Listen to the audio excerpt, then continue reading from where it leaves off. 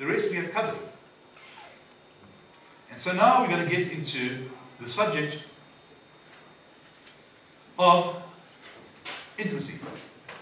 That's all right with everybody. I thought we'll have to do it 2 Sundays. Are there any other, before we move on, have we got this subject, marriage, divorce, the role of the woman, the role of the man? Do we understand it? Are there any questions before we move on? Not comments, not your own sermon, just questions on this. None, right. I love teaching the Word of God because there's so few opinions. It's lovely. You say, this is what the Word of God says. Anybody got any questions? Nobody wants to raise their hand because then you see they're in rebellion. Now, of course, everything we've discussed thus far is against the world system. Have you noticed? Everything we've discussed thus far. You look at the TV programs. Most of your sitcoms, I believe those are sitting down comedies.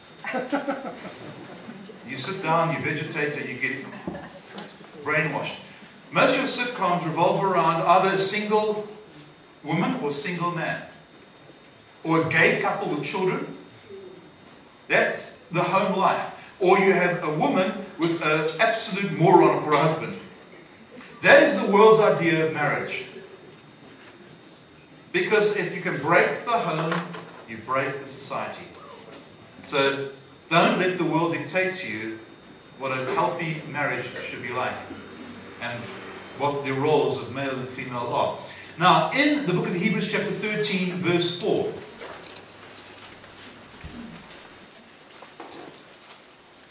the Bible says, marriage is honorable among all. Now, marriage is a very honorable institute. God ordained marriage. God blesses marriage. And it is an honorable institution. And then it goes on to say, and the bed undefiled. In other words, the marriage bed is undefiled. What does that mean? That if you go buy a king coil from Dial Bed, that God blesses that bed. It's a good bed. There are no demons on it. No. But the Bible says that sometimes you don't know where Christians are, so you've got to just make sure everyone's on the same page. When the Bible says that the bed is undefiled, it means that intimacy in the marriage bed is not dirty in God's sight. In other words, sex is nie fail nie. I want to ask you to repeat that. Sex is ordained of God. So somebody try to repeat that. Thank you. The marriage bed is undefiled. But fornicators and adulterers God will judge. Now, that in a nutshell speaks about intimacy. God created man and woman to procreate, to have children. You've noticed that. Right? 2 men cannot procreate, 2 women can't. God created men and women to come together in marriage and to have children. He also then designed the body so that it would be an enjoyable experience for both parties. And what he said is that the marriage bed is undefiled. The fact of the matter is, and we're going to get a little bit personal now, it's going to be more embarrassing for me because I'm standing up and I can't hide. But let's not be prudish, because I'm going to read from the Song of Solomon. How many of you were here when we did the Bible study in the Song of Solomon? Raise your hand. Would you agree that that is really explicit? It is written in the most incredibly tasteful, but it's very explicit. God really is explicit in the Song of Solomon. And so, God has got no problem with physical intimacy. He designed it, He created our bodies to desire it, and so the marriage bed is undefiled.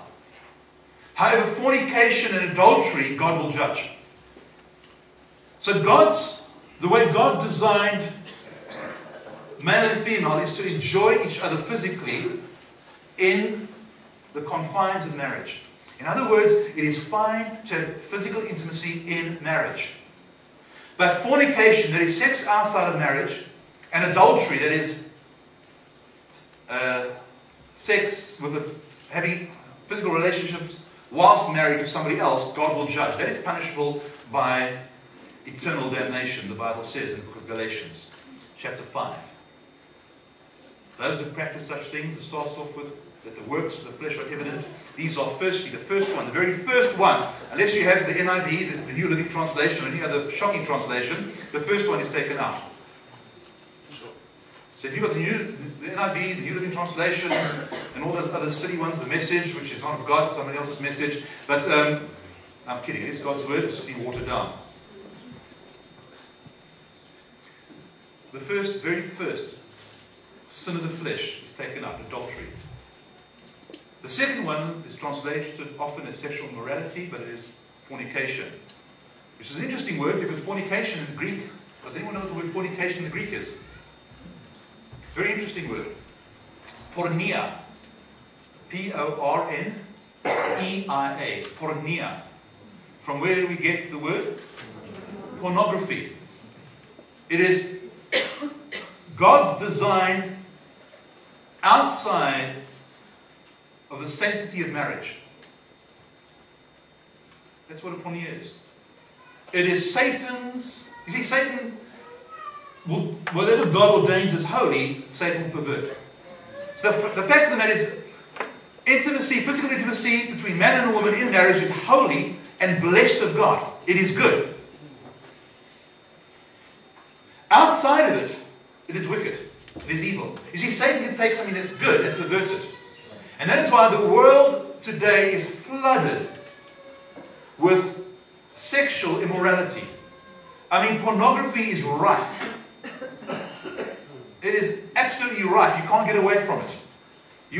That TV set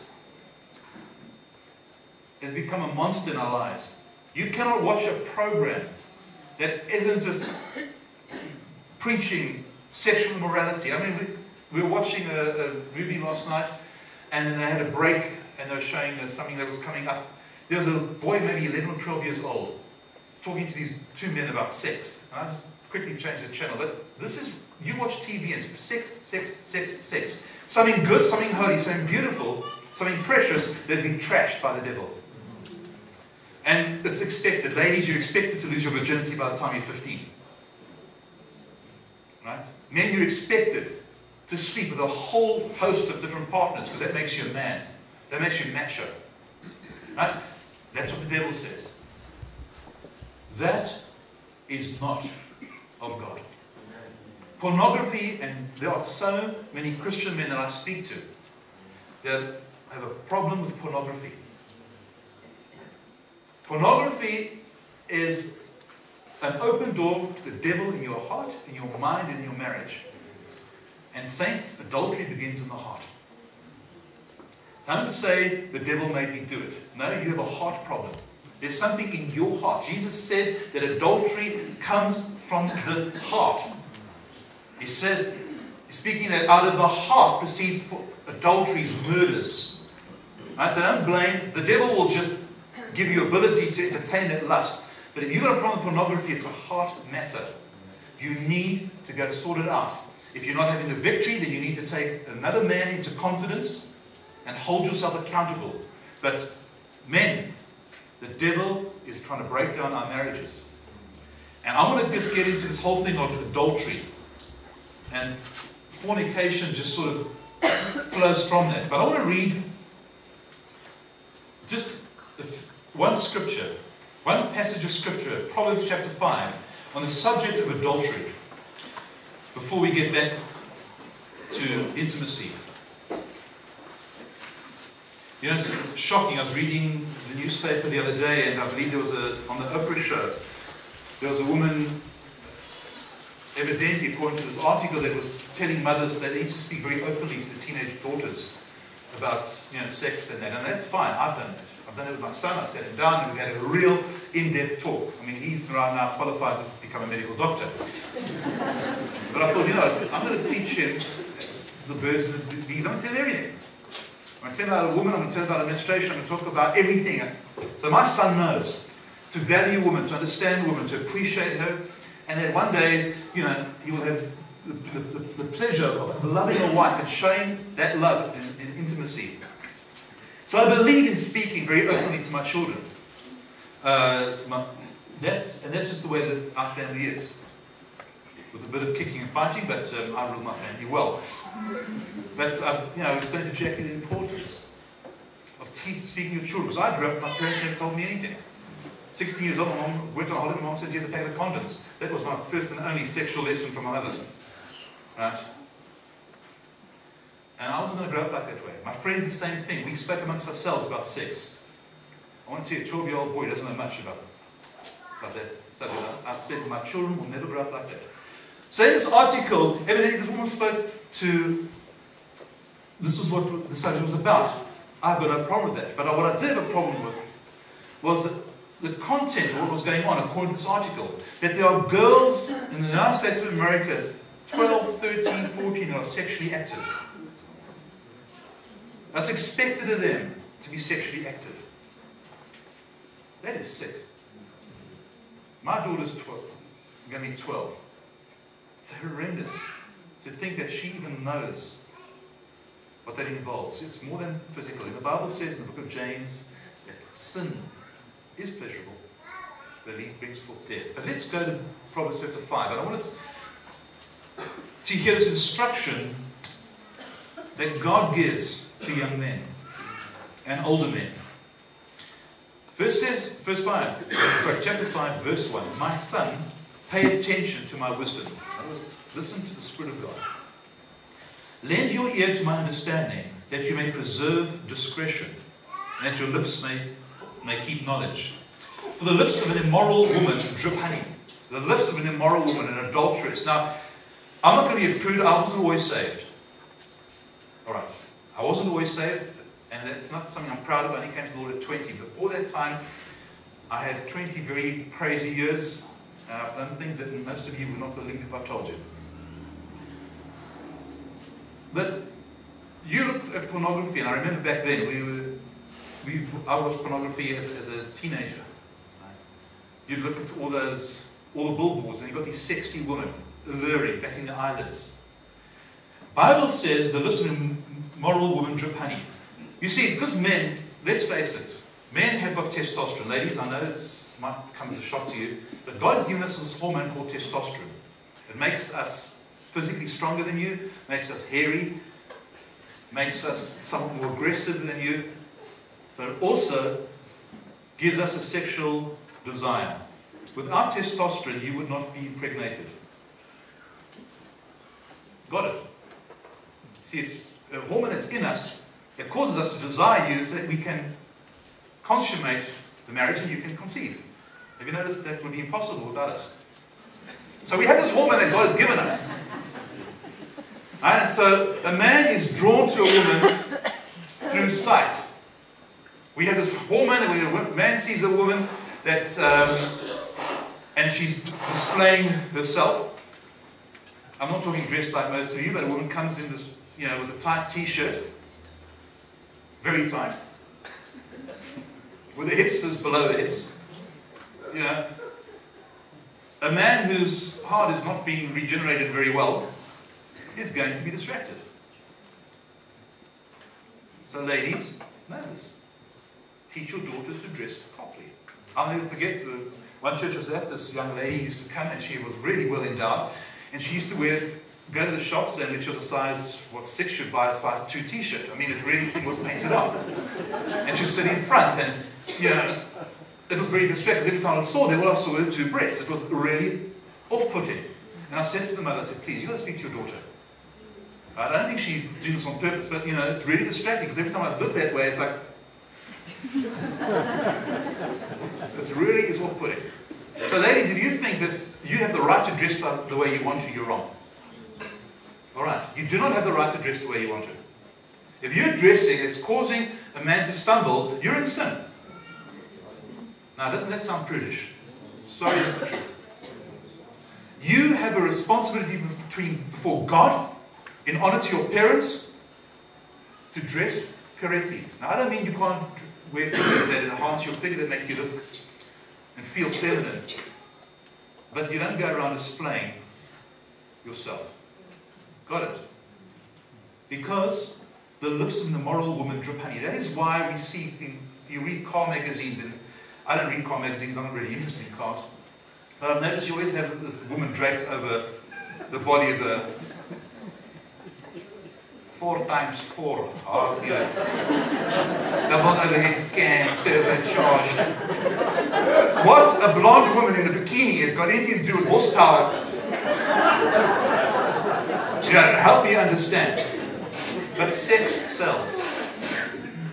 And so that's why you have ladies in inappropriate adverts. Expand the security gates. Saints, because a man is designed by God to be drawn to a woman physically. That is why, ladies, your husband can be grumpy all day, you can have a fight, you get changed all of a sudden, it's hello, darling. He takes one look at you, and he's ready to be passionate. Not so with you. And men, this is something you need to learn. Husbands, you've probably figured it out now.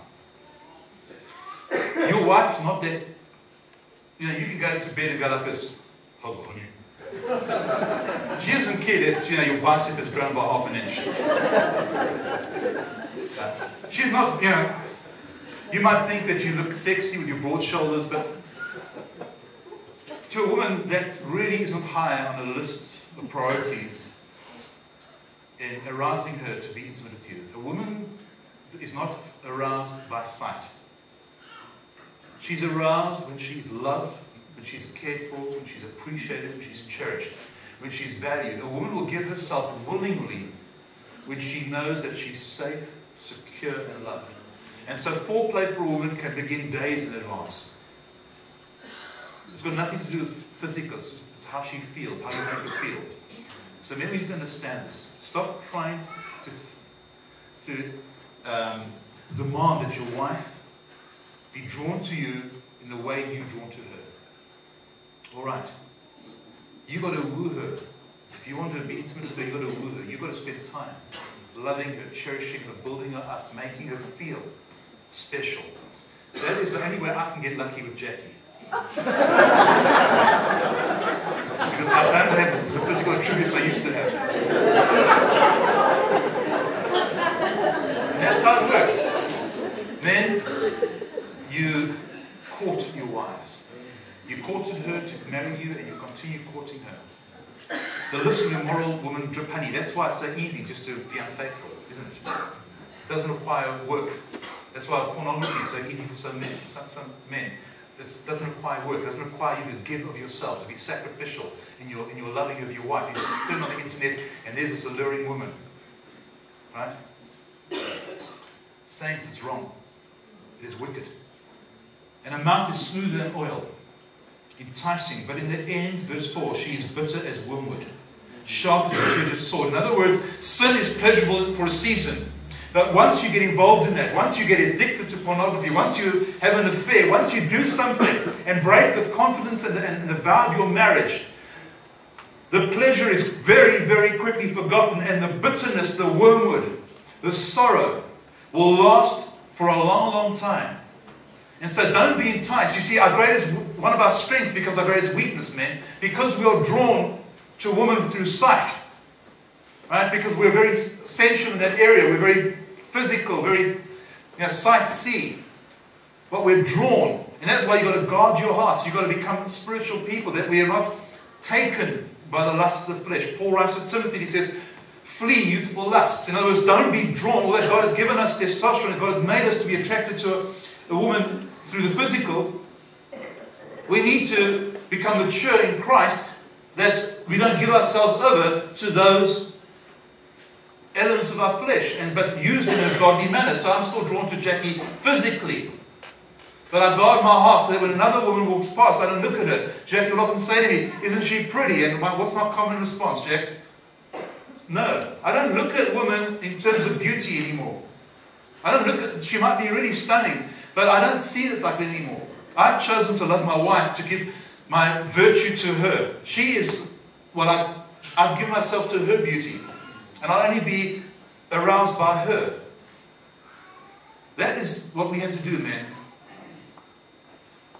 It says in verse 5, this is speaking about an immoral woman. Her feet go down to death. Her steps lay hold of hell. Lest you ponder her path of life, her ways are unstable, you do not know them. You do not know her heart. And this is the truth. No woman goes into pornography or prostitution because that's a career she really wanted for herself. And she got there, maybe through drug addiction, through abuse, through whatever the case is. You don't know her life. You think it's just an act. But you're joining yourself into something, man, that you don't want to have part of. Verse 7, therefore hear me now, my children, and do not depart from the words of my mouth. Remove your way far from her. In other words, remove yourself from immoral woman. Do not have anything to do with it. And do not go near the door of her house. Now, prostitution, they say, is one of the oldest professions in the world. The fact is, it's been around literally since the dawn of time. And we have the same thing today. You know, prostitution is not just the physical act. Jesus says if a man looks at a woman and desires to sleep with her, he has already committed adultery. So what we have now is we have the internet, we have pornographic movies, books, etc., magazines. It's not the case anymore. We're not going down to a immoral woman. Men, you can just switch on the TV set. I believe on ETV at midnight they have all these movies. I see we watch. We get to see what we can watch sometimes. We find once every 3 weeks we'll buy a newspaper and see if we can watch anything. I notice at E they have these like erotic things. Men, you don't even have to go to the internet nowadays. Stay away from it. The sad thing is women are getting caught up into pornography as well nowadays. You are called to flee from it. Do not go near her door. Verse 8, remove your way far from her and do not go near the door of her house, lest you give your honor to others. Men, your honor. The language here becomes quite sort of intimate further down. But your honor, the fact that you enter in physically, that you have intercourse with another woman, you're giving your honor to somebody else. You're giving yourself. You see, a man, you're called to be honorable. You know, there should be honor amongst men. You've heard that. The old man, a gentleman, was a man of honor. A man who would give his life for women and children. A man who would stand and give himself for country and for God. Men, you're called to be men of honor. We're called to be honorable. And when you lie with a woman that's not your wife, who you are, your character, your God-given nobility is just trashed. You trash yourself. You lose your honor. And that honor is for your wife. Is give yourself to her. Because in marriage, when you sleep with your wife, when you have intercourse with your wife, and it's done with love and it's done correctly, there's honor in that. But to lie with a woman that's not your wife, and I'm going to use the word masturbate to pornography, that's dishonoring. It's dishonoring to God, it's dishonoring to yourself, and it's certainly dishonoring to your wife, and God forbid it's dishonoring to your children. Because you're dishonoring their mother by giving yourself to somebody that's not your wife. And I know we shouldn't be talking about this in church. Wrong, we should. Because there's adultery in church and there's pornography in church, and we need to speak about this in church. And if it's offending you, come forward, we'll cast that religious spirit out of you. Let's get back to the things of God. Lest you give your honor to others and your years to the cruel one. The cruel one is Satan. You give yourself, you get into sin. And I want to tell you, people have been addicted to pornography. People have been involved in adultery and marital affairs. Man, it brings all sorts of wickedness into your household. It ruins you as a person. You ruin your credibility. You ruin your standing before God. Your standing before your church, in society, in your family. It's not worth it. Do not go down that road. Verse 10, lest aliens be filled with your wealth. If you saw me take a message. Lest aliens be filled with your wealth, and your labors go to the house of a foreigner. I mean, saints, what is the point of you spending money on a harlot?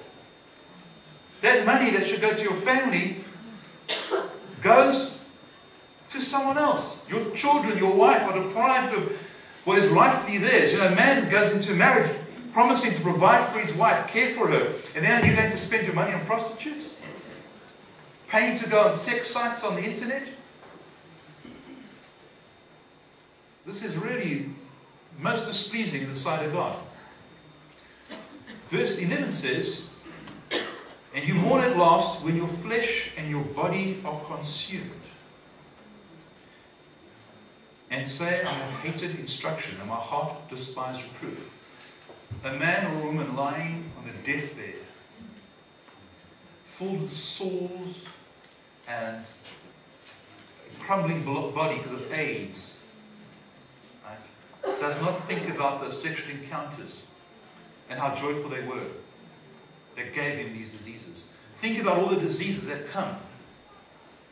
They are passed on sexually. We have AIDS, we have syphilis, we have gonorrhea, we have hundreds of diseases that come through sexual immorality. They were formed when people were immoral, sexually immoral.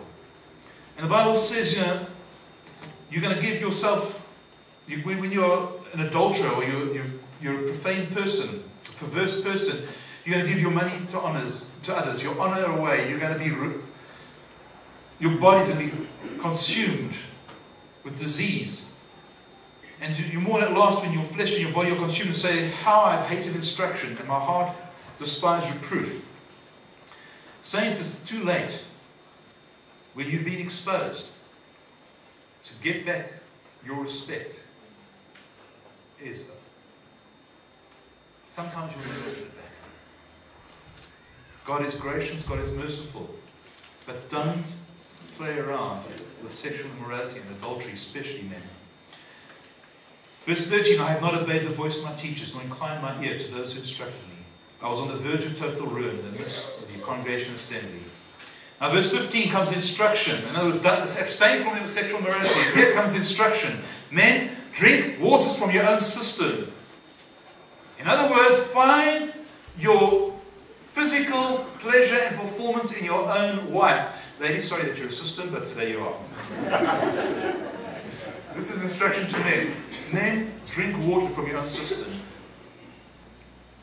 Your wife has been given to you, and running waters from your own well. She brings you life. In that area. Verse 16. Should your fountains be dispersed abroad, streams of water in the streets. You all see the metaphor here, the picture? Your streams of, right? In other words, you don't. You have, of course, your wife. Good, you all understand. Good. Lovely. Verse 17. Let them be your own and not for strangers with you. In other words, give yourself, you don't give yourself physically to another woman, but to your own wife. And listen to verse 18 and 19. It says, let your fountain be blessed and rejoice with the wife of your youth. In other words, there is a holiness in intercourse. Let your fountains be blessed, and your fountains are your loins. When you make love to your wife, there's a blessing of God on it. Isn't that wonderful? Now the Mormon church, they have what's called an angel suit. Do you know that? You know what an angel suit is? It's very much like the ultra-Orthodox. They have intercourse through a sheet with just a hole in for you know where. As an angel suit is for the Mormons. It sort of covers everything except the his and her hole. They've taken what is beautiful and made it perverse. Religion says that sex and intimacy is dirty and filthy. The Catholic Church, God bless them, because nobody else will, right, believe that intercourse is purely to have children so that some of them can become monks and nuns. But the Catholic Church believes that sex is dirty and filthy. And the only purpose is for procreation. Well, that is the biggest lie. You see, ladies, think about this. Most women... Well, let me just finish first before I get into that. Just pause. Verse 8, let your fountain be blessed, and rejoice with the wife of your youth. As a loving deer and a graceful doe, let her breasts satisfy you at all times, and always be enraptured with her love. This is God. Do you see the word breasts in the Bible? Just wondering. Ladies, in those terms, not only your breasts are nurturing children, but God has given you them so that your husband can desire them. Have you noticed, women, that sometimes your husband's is just personal? But husbands, you have to desire your wife. You have to desire her physically. She's been given to you by God. Making love to your wife has the blessing of God on it. Be enraptured And I love these words. And always be enraptured with her love. That word in the Hebrew means to be intoxicated, to be completely drunk. To be overwhelmed by your love for her. That Christ-like love. That, you see, because the fact of the matter is, as we grow older, our bodies change. Right? We're all subject to decay. We're not going to be as beautiful at 60 as we were at 20. It's a fact of the matter. Right? Ladies, what used to be where their eye is now gone south. It's just a fact. But if you truly love, you see, the intimacy in marriage needs to come from love. The basis for intimacy should be love. Because if I love my partner, I love who she is or who he is. And it's beyond, our intimacy now becomes beyond the physical. It's not about what we used to look like. It's just expressing our love for each other. And so, men, you need to be intoxicated, love drunk. That your wife still does it for you. It doesn't matter if she's put on weight. It doesn't matter that her body's changed. You selfish, horrible man. She's given birth to your children. She's had her body stretched, her body, all sorts of things to give birth to your children. So the next time you moan that she's put weight around her tummy, or she's not as firm as she used to be, listen, she nursed babies. Those are the scars of a womanhood. Appreciate that. Okay. Whoops. Couldn't be quiet in here. And I'm sure you're just embarrassed for me. Don't be, I'm tough. Verse 20. For why should you, my son, be enraptured by a immoral woman, and be embraced in the arms of a seductress? For the ways of a man are before the eyes of the Lord, and he ponders all his plans. His own iniquities entrap the wicked man, and he is caught in the cause of his sin. Okay, it says, men, adultery is wicked. In another place, in 1 Corinthians chapter 6, the Apostle Paul writes, 1 Corinthians chapter 6, verse 18,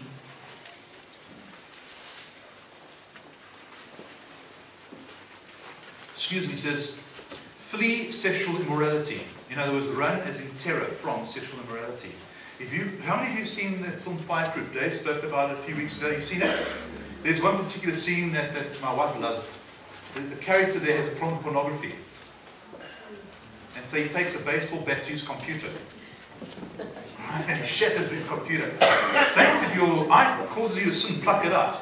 If you've got a problem with pornography, then you know what you do. Get rid of your computer. Or else hold yourself accountable to another man. I believe this, I mentioned last week, the computer programs that you can install that track which sites you've been visiting. Hold yourself accountable. Those don't just think you're going to overcome it. If you're battling with sexual sin, the best way to overcome it is confess your sin to a brother who you can trust. The best way to expose sin or to break the power of sin is confess that sin to somebody who will pray with you, love you, and walk with you through it, not judge you, condemn you, and gossip about you. Flee sexual immorality. Every sin that a man does is outside the body, but he who commits sexual immorality sins against his own body. Do you not know that that your body is the temple of the Holy Spirit who is in you, whom you have from God, and you are not your own?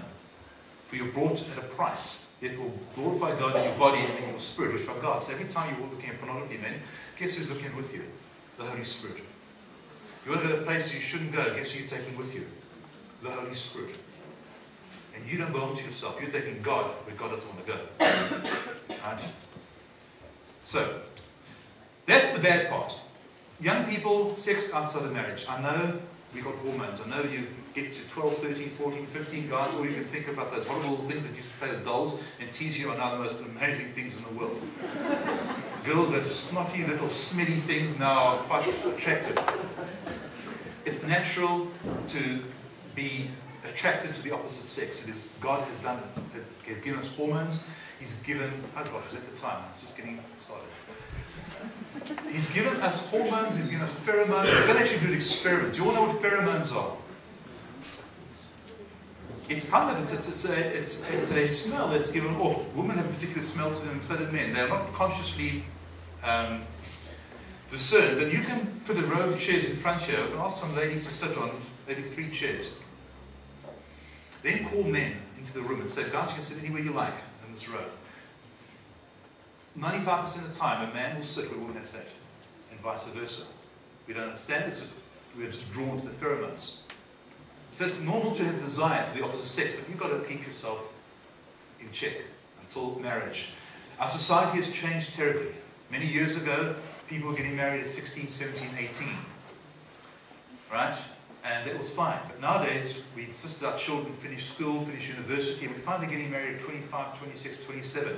10 years later than culturally was the norm. Now, of course, people will start sleeping around.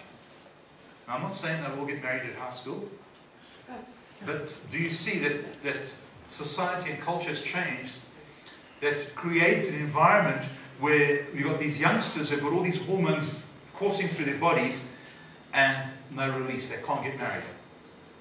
And so, what do the young folk do? Guys, you just got to draw close to God. Keep yourself pure. Should we close now? I'd like to just read a portion of scripture from the Song of Solomon. Can we close with that? Because I don't want to talk about sex next week. Because now I'm going to have Jackie say, what are you going to say? What words are you going to use? I can't deal with that another week. So, Song of Solomon. Song of Solomon. There's only one Solomon. Chapter 7.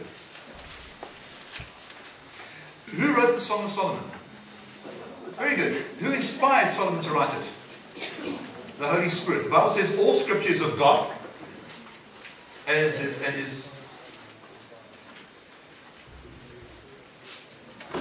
good for instruction, etc., etc. So God wrote this. I want you to know this is God's word. Right. The Song of Solomon is about the Shulamite woman who was a black lady, and her lover was a white man. So for those of you who voted AWB, it's yummy. But Moses married an Ethiopian, so God has got no problem with interracial marriages. It's just the bigots amongst us who have a problem with it. That comes off the back of the sermon I preached on the Good Samaritan. Alright, so the background.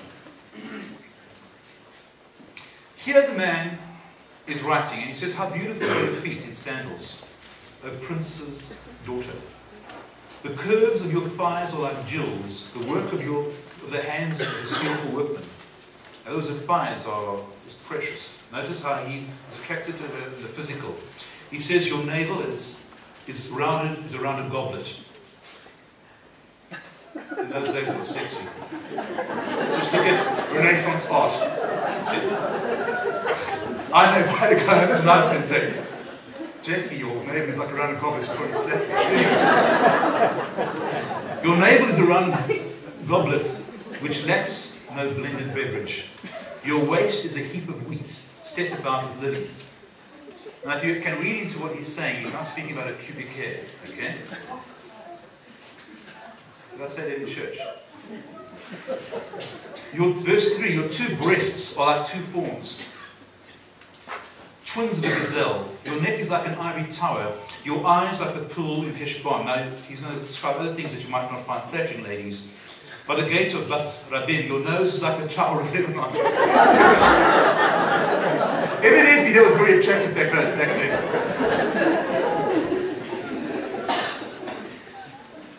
Which looks towards Damascus. I can't see why this is attractive. Verse 5, your head crowns you like Mount Carmel, and the hair of your head is like purple. The king is held captive by its treasures. How fair and how pleasant you are, O love, with your delights. Notice this. He says your physical appearance, okay, is full of delights. Your body is delightful to him. So sex is definitely not unclean in God's sight. It's something that's to be desired. He then says, the structure of yours is like a palm tree, and your breasts like its clusters.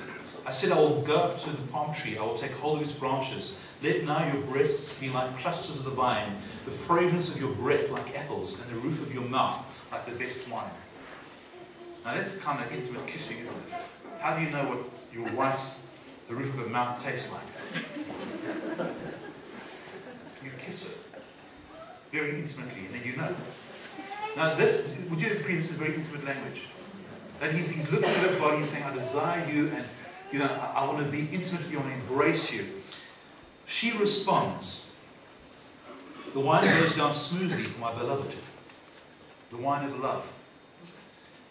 Moving gently the lips of sleepers. I am my beloved's, and his desires towards me. Ladies, let's be honest. Sorry, you be honest, because I'm not one of you. Isn't it awesome to know that your husband physically desires you? To know that you are desirable to him? Because if you are happy that the fact that your husband desires everybody else but you, you might have a problem. It's good to be loved. That's why you have a natural desire to make yourself pretty. That's why you have a natural desire to do your hair, put makeup on, to look for nice clothes, to put your touch on the household. It's God-given. Says, verse 10. I am my beloved's, and his desires toward me. Come, my beloved, let us go forth to the field, let us lodge in the villages, let us go up early to the vineyards, let us see if the vine has budded. Now those vineyards are not the fields. They're not going to say, okay, let us go to the village. The vineyard is a metaphor for the bedroom. Let us go to find love. Let us go away. Let's go to a sanctuary where we can be physically intimate with each other, she says. Let us go to the field, let us lodge in the villages, let us get up early to the vineyards. Let us see if the vine has budded, whether the grape blossoms are open. Oopsie, grape blossoms open. She's saying, whether, ladies, you don't get stimulated sexually by looking at a man, but you can be aroused. And you all know what happens to you physically when you're aroused. We have to go that route. Thank you. But that's the grape blossoms being opened. And the pomegranates are in bloom. She's saying that she's physically aroused now. Do you see? This is pretty intimate stuff, and you're making me teach it to you. So when the grape blossoms are open and the pomegranates are in bloom, there I will give you my love. So she says, I will respond, I'll give myself to you physically. Ladies, sex is not a dirty word. You have been created by God to enjoy sex. You have an organ in your body that is created for one purpose only. It has no other function whatsoever. You all know what I'm talking about? That's your clitoris. It's only there for sexual stimulation. There's no other purpose whatsoever. It is a fact that a woman's climax is far more intense than a man's. And it lasts longer. It's far more intense. So why do women hate sex when they get married? Why do most women find intimacy in marriage a burden? I'll tell you why, man. Because of you. Because of me. For though she's designed to enjoy intimacy, we make her into a wife, a slave, so many things. She has to raise kids, she has to keep the household, have a job, make your food, and then at 10 o'clock at night when the poor girl is bushed, you want her to be the Queen of Sheba in your bed. You've done absolutely nothing to arouse her. You've told her what a shocking cook she is, how she makes mistakes with the children, how the house is unclean. You have done nothing to treat her as a princess, and now you expect you've been to gym, so you go, you come home and you think she's going to give herself to you. No. Make time for love. Husbands, and ladies, if I'm saying this right, you can bring an amen here. Because men need to know these things. You need to make time for intimacy with your wife. You need to take the pressure off her. You need to give her space just to feel like a woman, not a slave. Right? And rather be intimate less frequently, but more passionately than just having sex. Because sex just doesn't do it. So it doesn't do it for your wife. She feels used. She feels cheap. She wants to feel like a princess. That's how, now young guys, you won't understand this because you watch Hannah Montana and all that other rubbish on TV and you think that's what a woman's like. That's why they're psychiatrists. Right? To sort those poor girls out afterwards when they feel used and abused like a harlot. But husbands, your wife wants to feel like a princess. She doesn't want to She doesn't want you to sleep with her. You know, just flippantly. She wants to know that that time of intimacy is precious to you, that she is valued. And so you've got to make the time for intimacy. You've got to take the pressure off her. Look after the kids, maybe even make a meal, help clean the house. Right? Because there's no joy when you're tired, when you're asleep and your husband's all over you. I get told this by my wife. Sorry, I used to get told it. So I know this. I've learned this by experience. The woman is designed to respond to sex. Her sexual experience is far more intense than a man's. That is a physiological fact. That's not just my opinion. It is a fact. So guys, if you know this, and any guy that loves his wife, and I'll just be honest with you, a man, a real man, will almost feel like he's a Casanova in bed, isn't that right? All right. Myself and the other 3 men in this church. Well, I don't know that we're Don Juans in the bedroom. We really do. You see, it's our male ego. We want to feel as though we can please our wife. That's good. Because if you truly want to please her, you will prepare the environment for intimacy. You'll be caring in your lovemaking. You'll cater to her needs and her desires, not yourself. And then she'll think you're the greatest. All right. Take it, leave it. Verse, chapter 8. All right. Chapter 8, the first 2 verses are very much like I've just said. You've all got the picture.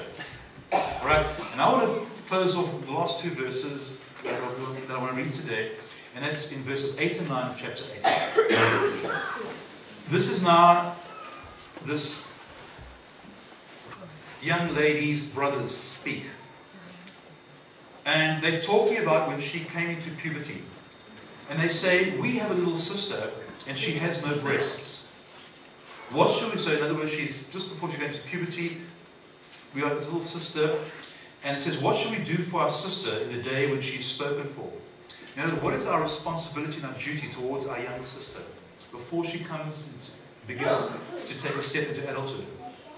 Verse 9 says, if she's a wall, we will build upon her, a battlement of silver. And if she's a door, we will enclose her with boards of cedar. Now, let me explain the metaphors here. If she's a wall, if our sister's a wall, we will encase her with silver, we'll protect her. You see, up until maybe 40, 50 years ago, a woman's virginity, right, was cherished in society.